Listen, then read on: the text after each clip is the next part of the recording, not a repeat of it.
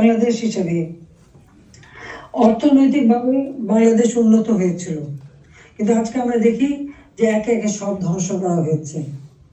আজকে এমন একটা সরকার ক্ষমতায় যাদের হাতে এদেশে 30 লক্ষ মানুষ শহীদ হয়েছে, আমাদের বুদ্ধিজীবীদের হত্যা করা হয়েছে। এই 14 ডিসেম্বর বুদ্ধিজীবী হত্যা দিবস। সেই সময় ওই নিজামী, মুজাহিদ থেকে শুরু করে এরা তো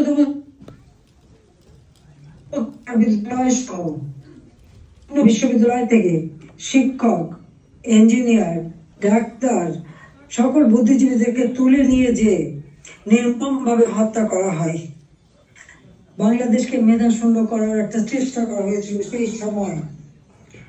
একদিকে পাকিস্তানি হানাদার বাহিনী, তাদের গণহত্যা, আর সেই সাথে সাথে এই আলবদর রাজাকার আল-শামস বাহিনী বানিয়ে আমাদের একদিকে গণহত্যা, পাকিস্তানি হানাদার বাহিনীকে সহযোগিতা করা, অপরদিকে বুদ্ধিজীবীদের হত্যা করেছিল, যারা সেই ডিসেম্বর মাসের 14 তারিখ মানে 10 তারিখ থেকে 14 তারিখ পর্যন্ত কয়েক শত বুদ্ধিজীবীকে নির্মম ভাবে হত্যা করে। আমি তাদেরও হত্যা শান্তি কামনা করি, মাগফিরাত কামনা করি।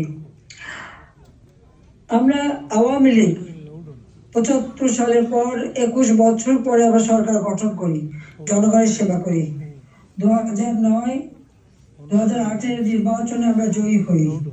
সেই নির্বাচনে আওয়ামী লীগ এককভাবে 233টা সিট পায়, আর বিএনপি পেয়েছিল মাত্র 30টা সিট। জনগণের ম্যান্ডেট নিয়ে আমরা সরকার গঠন করে জনগণের কল্যাণে কাজ শুরু করি, যার ফলে এদেশের জনগণ 2014 সালের নির্বাচন, 2018 সালের নির্বাচন এবং 2024 সালের নির্বাচনে স্বতঃস্ফূর্তভাবে একটা অবাধ, নিরপেক্ষ, সুষ্ঠু নির্বাচনের মাধ্যমে বাংলাদেশ আওয়ামী লীগকে বারবার ভোট দিয়ে তাদের সেবা করার সুযোগ দিয়েছে। আমি বাংলাদেশের জনগণের প্রতি শ্রদ্ধা জানাচ্ছি। দুর্ভাগ্যের বিষয় হলো 2024-এ সরকার গঠন করার পর আমরা যখন দেশকে এগিয়ে নিয়ে যাচ্ছি, এই বাংলাদেশকে একটা যুদ্ধ বিধ্বস্ত বাংলাদেশ গড়ে তুলে জাতির পিতা বঙ্গবন্ধু শেখ মুজিব উন্নয়ন একটা স্বল্পোন্নত দেশ হিসেবে প্রতিষ্ঠা করে দিয়েছিলেন, যেটা আন্তর্জাতিকভাবে স্বীকৃত, জাতিসংঘ কর্তৃক স্বীকৃত ছিল।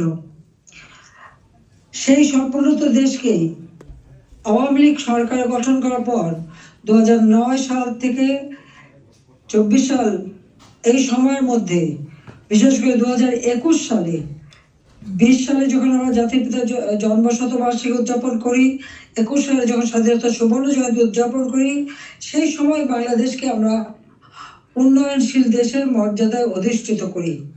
অর্থাৎ যেখানে বাংলাদেশ জাতীয়